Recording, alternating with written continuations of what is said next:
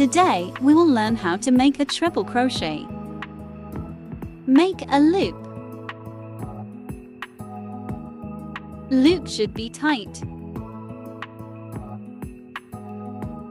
Make a few chain stitches.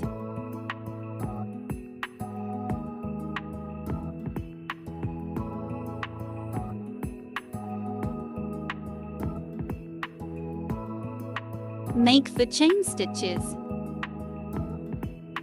Wrap the yarn around the hook twice and insert into 5th stitch from the hook.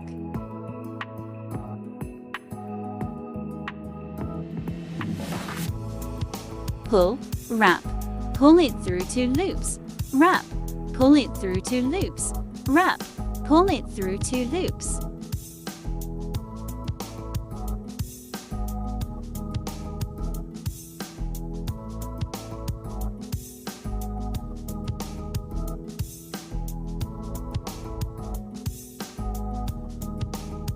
Be careful, don't pull another yarn thread.